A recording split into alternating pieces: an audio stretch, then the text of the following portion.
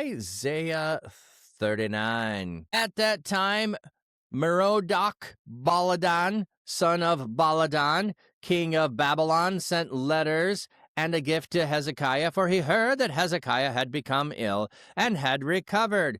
Hezekiah welcomed them and showed them his storehouses filled with silver, gold, spices, and high-quality olive oil, as well as his whole armory and everything in his treasuries. Hezekiah showed them everything in his palace and his whole kingdom. Isaiah the prophet visited King Hezekiah and asked him, "What did these men say? Where do they come from?" Hezekiah replied, "They come from the distant land of Babylon." Isaiah asked, "What have they seen in your palace?" Hezekiah replied, "They have seen everything in my palace. I showed them everything in my treasuries." Isaiah said to Hezekiah, "Listen to the message of the Lord of heaven's armies. Look, a time is coming when everything in your palace and the things your ancestors have accumulated to this day will be carried away to Babylon. Nothing will be left, says the Lord. Some of your very own descendants whom you father will be taken away and will be made eunuchs in the palace of the king of Babylon." Hezekiah said to Isaiah, "The Lord's message that you have announced is appropriate."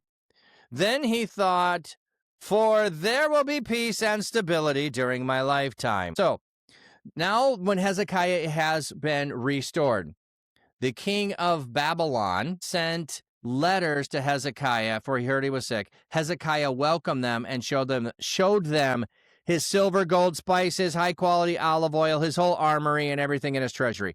Like, here you have emissaries coming from a foreign land, and you're going to show them what they might want to steal. I don't get it, buddy. I don't get it. You were just being attacked by Assyria. You've escaped that. You were just going to die, and you've escaped that. Like, dude, what are you doing? Why would you show them all of your stuff? I mean, like a modern day equivalent of some way would be like, a visiting dignitary getting to go to the Pentagon and you go into the operations room and you show them, well, here's how we know what you guys are doing. Here's how we know what our enemies are doing. Let us show you all of our intelligence. Like, they're gathering intelligence. He does not do this in a wise manner, in my estimation. Like, you just recovered, okay? So he also has repeatedly inquired of God around things. Why doesn't Hezekiah inquire of God with these messengers who have come?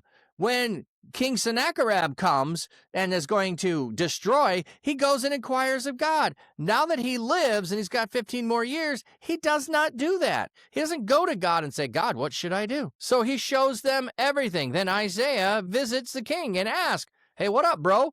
What you doing? Who are these people? Where'd they come from? What did you show them?" "Well, I showed them everything. I showed them all my gold, all of my silver." Notice he says my gold, my silver, my palace, everything in my place. He said he was going to give God praise. Okay? He said, "If I live, I will give God praise." He did not say to these men, "Hey, look, this is what the God, my God, has given me." He doesn't say that. Doesn't say that whatsoever. Yeah. Mine. Love the emote there. Mine. That is one of the most brilliant things that anyone ever came up with, was putting that, like, what is the voice sound of a seagull instead of just caw, caw? It's mine. Yeah. Jedi, I do kind of wonder if that's more a cultural thing, but it seems like something he didn't think through. Yeah, and you know what? There could be a cultural thing there, too, of a dignitary coming and showing them things, but the way that he is talking about it seems like he's going above and beyond to be braggadocious, is how I'm interpreting that. "Come look at my cool stuff I have to steal." That doesn't seem very bright. No, it's not just your channel. I should have known better. Yeah, check that. Yeah, check. Yeah, and And like I said, what I'm pointing out is the aspect of he is saying it's mine and it's my stuff, and he's showing him everything. It's not like, hey, look at what my God has done. Look at the storehouse of my God's wealth. This is what my God has given me as I have recovered, or whatever it is, all of those kinds of things. So Isaiah the prophet visited the king. He says, what'd you do? What did he see? Okay. They saw everything I showed. I showed them everything in my treasures. That's, I think, where he goes wrong. Isaiah says to Hezekiah, listen to the message of the Lord of heaven's armies. Look, a time is coming when everything in your palace and the things your ancestors have accumulated will be carried away to Babylon. Nothing will be left. Okay, when he heard a message that he was going to die, I pointed this out, he did not go and do what he was told. He was told, go and make everything ready because you're going to die. Get your affairs in order. And instead, he prayed to God and asked for reprieve.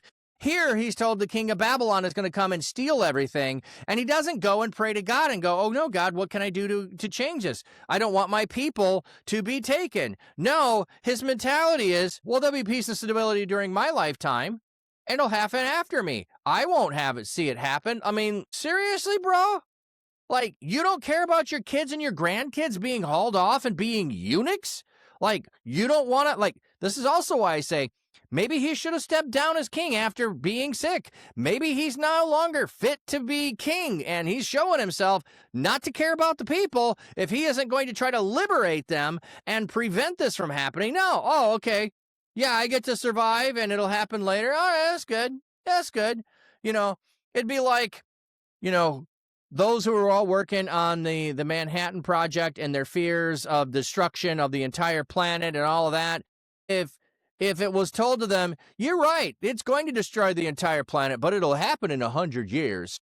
It won't happen now. And they go, 100 years? I'll be all good. Who cares if the planet's destroyed then? I'll have been long and dead. Like, it doesn't.